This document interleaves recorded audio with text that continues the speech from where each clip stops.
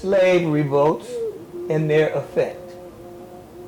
Early on Sunday, September 9, 1739, an Angolan slave by the name of Jimmy led about 20 African men to a bridge on the Stono River near Charlestown. The men broke into a gun store and some houses and killed the shopkeepers and the occupants of the homes. They spared an innkeeper, for he was a good man and kind to his slaves. Other men joined Jimmy's fighters. They raised a banner that made them feel invincible. They shouted "Liberty!" as they marched towards St. Augustine. They stopped in an open field and beat their drum and danced in preparation for battle, and attempted to attract more enslaved Africans to join them.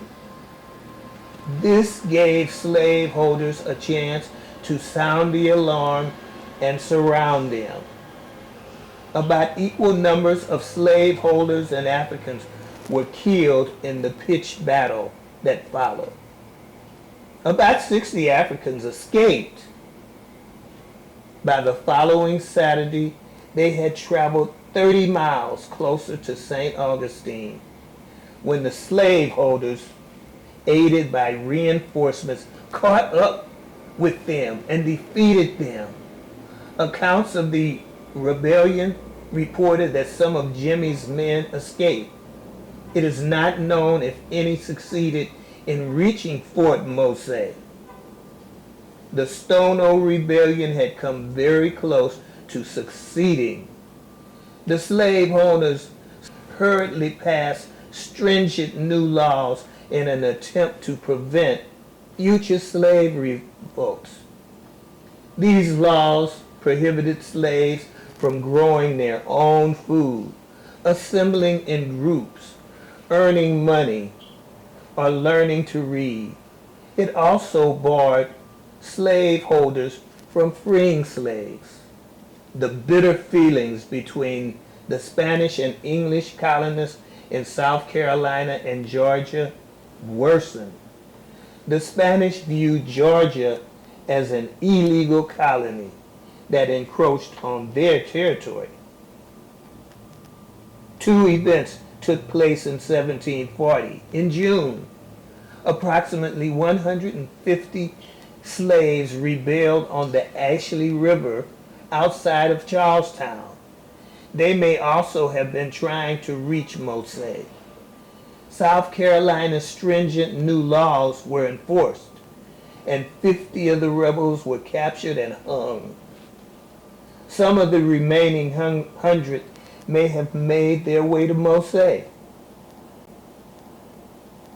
At the same time, the English General James Oglethorpe led a major expeditionary force made up of the regiments of the South Carolina and Georgia, a huge army of Indian allies, and 7 warships against St. Augustine and Fort Mose.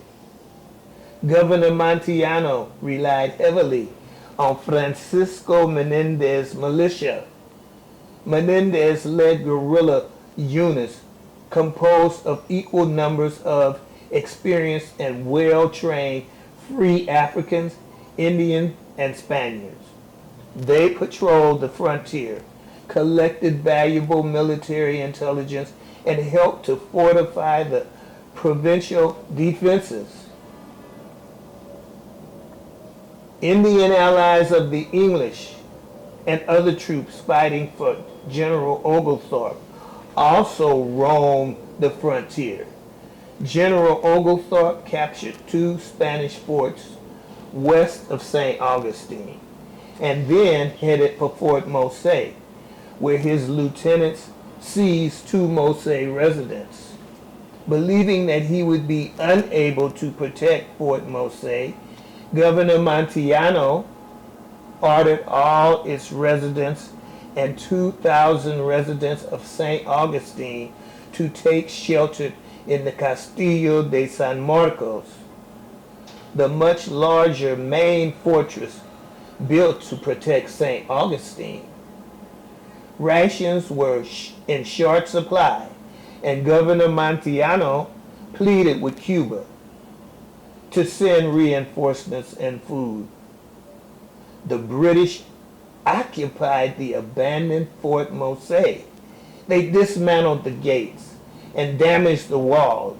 Meanwhile, General Oglethorpe's warship assaulted St. Augustine daily for almost a month. Before daybreak on June 14, 1740, Captain Francisco Menendez, along with the Spanish forces, launched a surprise attack on Fort Mose, engaging in hand-to-hand combat. They overtook the unsuspecting invaders and recaptured the fort. This battle was the turning point of the conflict. It devastated General Oglethorpe's combined British forces. They referred to it as Fatal Mose. Colonel John Palmer, who had led the British invasion of St. Augustine, was mortally wounded during the battle. General Oglethorpe soon withdrew.